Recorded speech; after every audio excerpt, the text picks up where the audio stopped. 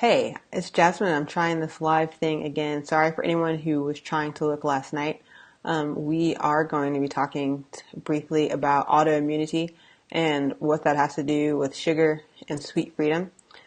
In yesterday's videos, we talked about how simple things like fruits and vegetables and produce kind of incite and strike through and make stuff difficult for me, and how this little guy right here, the bell pepper, is one of the foods that I personally am currently intolerant to because it's in the family of vegetables called nightshades, and I have allergic reactions if I consume or even mess with nightshades.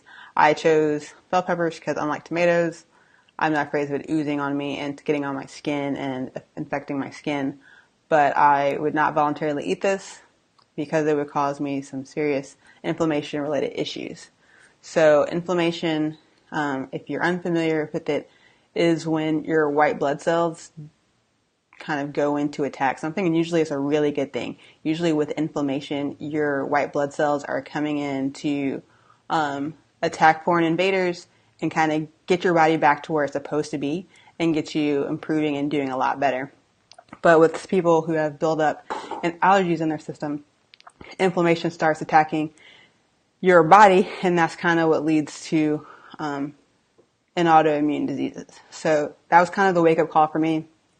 I don't personally have an autoimmune disease, at least not that I've been diagnosed with yet per se, but I've had enough inflammation my entire life that when I learned that information about what causes autoimmunity, it kind of scared me straight. I was more or less like, I don't want to be dependent on prescription drugs for the rest of my life to handle this issue.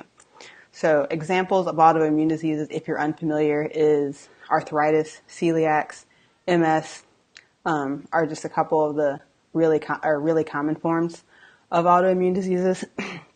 So the particles that are being attacked for like arthritis are when your inflammation is in your joints.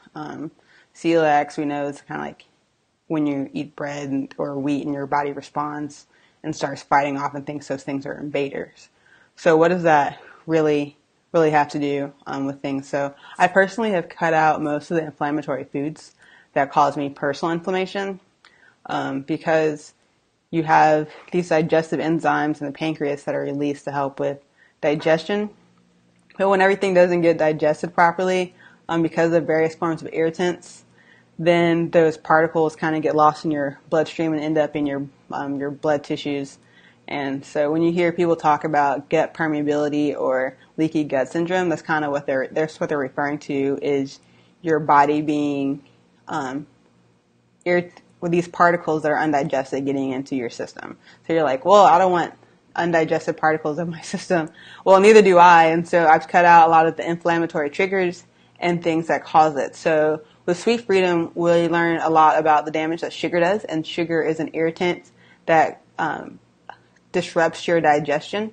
And when it disrupts your digestion and your pancreas, then that's kind of what triggers and starts causing some of those issues with your gut permeability and leaky gut and get those particulates in. So once those particulates are in your bloodstream, they start settling places like your joints, your tissues, your bones, your skin. You get stuff like Crohn's disease, and that's kind of what leads to some more severe issues. So take a look at the foods that you're eating and think about them.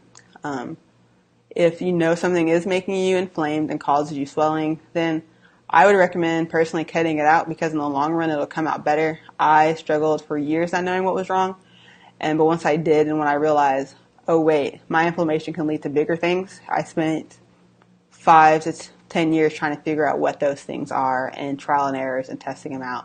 But one of the easiest things that you can do is cut your sugar intake, especially your fructose intake from beverages, and that will help a lot with your gut permeability. It won't go as far as to help your body repair and heal itself. Your body will still think those foods are foreign invaders and will attack them and cause inflammation and reactions. But these are just some of the things that we talk about in Sweet Freedom, and we'd love for you to hop in the Facebook group, Sweet Freedom ZG, where you can find out more information about that. And if you have questions, put them in there, put them in the comment section of this video after the fact, and we'll jump in and answer them. And we'll have a lot more videos coming to you, probably scheduled. about different topics that we're going to be discussing in Sweet Freedom.